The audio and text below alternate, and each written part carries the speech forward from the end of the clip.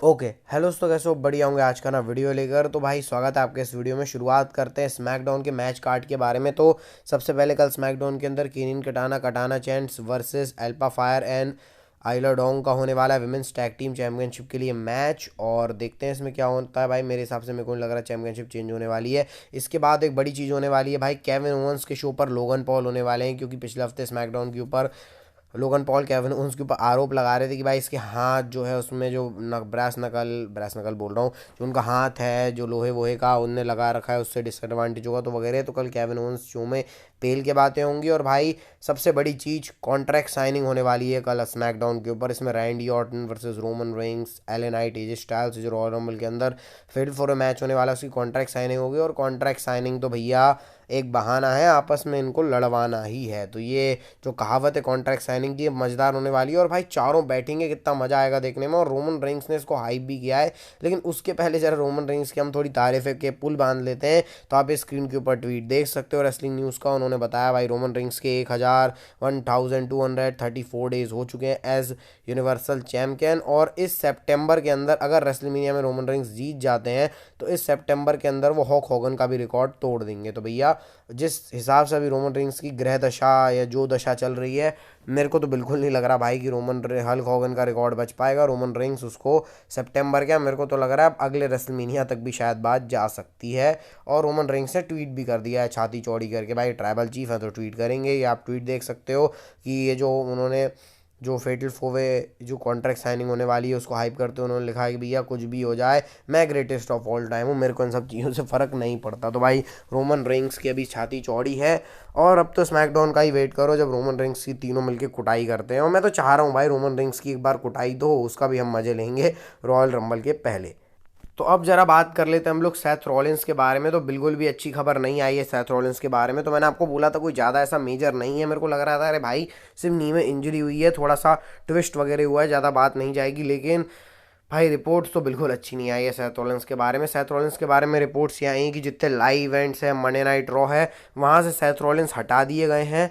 और अभी कुछ ऐसा पता नहीं है, लेकिन जो भी है वो नेगेटिव है। देखो भाई बस ये मैं चाह रहा हूँ कि जो भी हो रिलिंग्विश जैसी नौबत ना आए सेथ रॉलिंस के लिए, क्योंकि आपको पता है पिछले बार जब वो डब्ल्यू चैम्पियन थे तो वो रेसलमेनिया एज चैम्पियन नहीं जा पाए थे क्योंकि उनको लाइव इवेंट में इंजरी हो गई थी। तो भाई फिर वैसा सीन ना हो सेथ रॉलिंस के साथ, मैं तो यही उम्मीद करूंगा भाई। और आप लोग भी यही सोचो, क्योंकि Seth Rollins CM Punk night one का मेन इवेंट भाई होने वाला है, वो कितना बढ़िया मैच हो। और भाई ये इंजरी हमेशा पता नहीं क्यों आ जाती है सिर पे, बिल्कुल पसंद नहीं आती।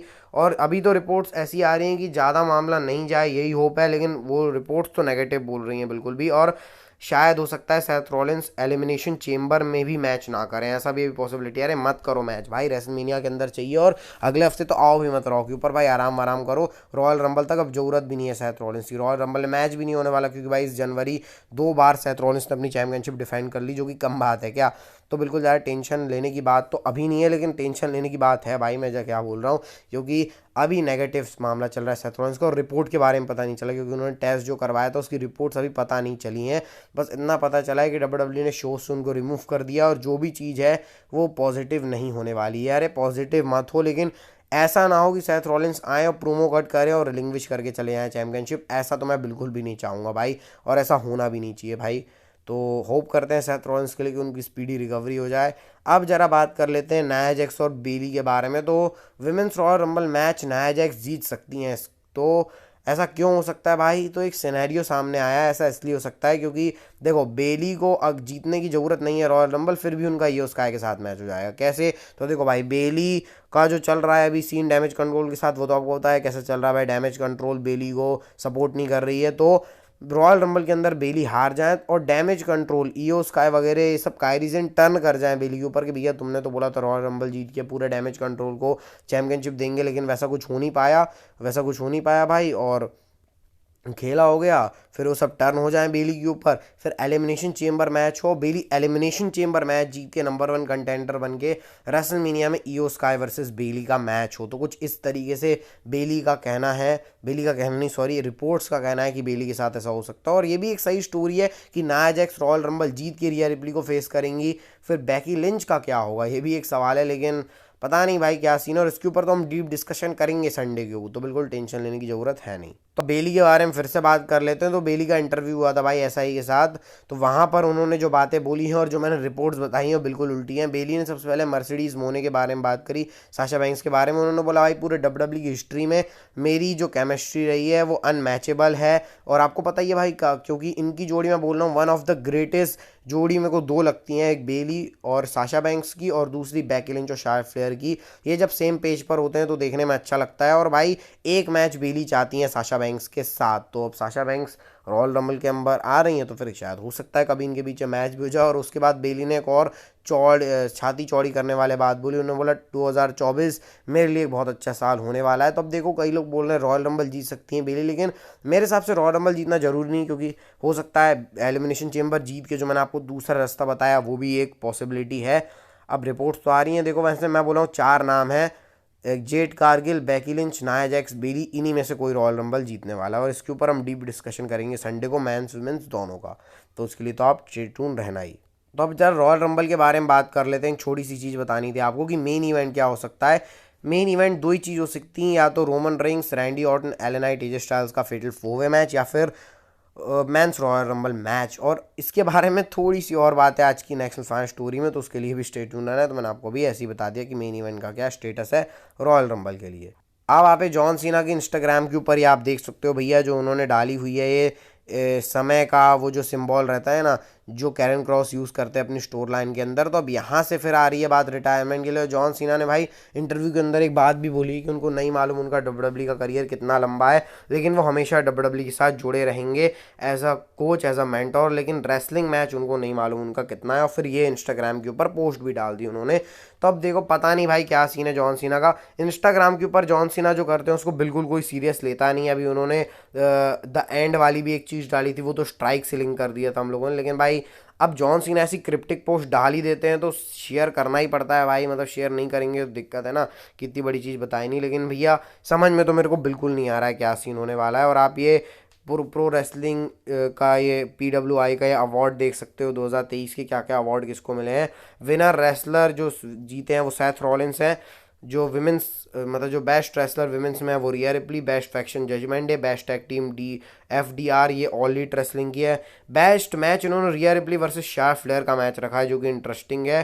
फिर उसके बाद आप इंस्पिरेशन देख सकते हो, ये भी दूसरे प्रमोशन की कमबैक ट्रिनिटी, वो भी दूसरा प्रमोशन है TNA का। मोस्ट इम्प्रूव्ड LA नाइट, ठीक है। फिर उसके बाद यहाँ पर इंडी रेसलिंग ये सब देख सकते हो आप। Feud Roman Reigns versus bloodline versus Sami Zayn की।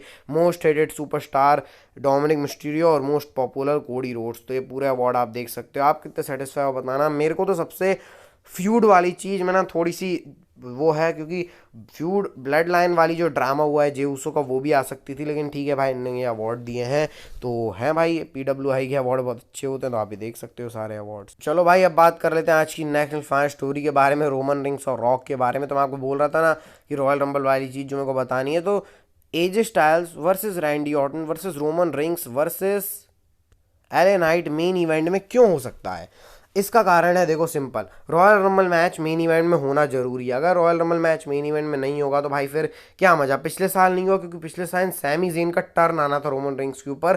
देखो जो royal rumble, WrestleMania, summer slam और सर्वाइवल सीरीज का जो मेन इवेंट होता है वो बड़ा होना चाहिए। तो अगर ये फेटल 4-वे मैच हो रहा है मेन इवेंट के अंदर तो सिंपल सा मतलब है भाई द रॉक का आना। अब ये अभी स्पेकुलेशन है, कोई ऐसी रिपोर्ट है नहीं कि रॉक रॉयल रंबल में आ जाएंगे, लेकिन एक स्पेकुलेशन है जैसी पिछले साल भी चली थी भाई कि लेट्स इमेजिन कि रोमन रिंग्स सबको हरा चुके हैं, AJ styles, Randy Orton, LA night को एक मैच के अंदर, और फिर पूरी ब्लड लाइन स्टैंड टॉल कर रही है। तब जब खत्म हो रही है रॉयल रंबल तब द रॉक का थीम सॉन्ग प्ले होता है और रॉक और रोमन रिंग्स करते हैं फेस ऑफ। क्योंकि रिपोर्ट आई है कि एलिमिनेशन चेंबर में रॉक रोमन रिंग्स नहीं होने वाले, रोमन रिंग्स रॉयल रंबल में होने वाले हैं। तो रॉक भी आ सकते हैं और रॉक रॉयल रंबल भी जीत सकते हैं, ऐसे बात भी चल रही है। लेकिन ज़्यादा लोग बोल रहे हैं कि भाई रॉक आएंगे जैसी मैच वैच वगैरह रोमन रिंग्स से खत्म होगा, और फिर इनके बीच में फेस ऑफ होगा और फिर WWE इनके बीच में मैच बनाएगी Roman rings versus the rock eight WrestleMania. ये अभी करंटली स्पेकुलेशन है, कोई रिपोर्ट ऐसा है नहीं। तो मेरे को इंटरेस्टिंग लगी, सो आपके साथ शेयर कर देता हूँ। सोचो भाई रोमन रिंग्स अपनी छाती चौड़ी करके टाइटल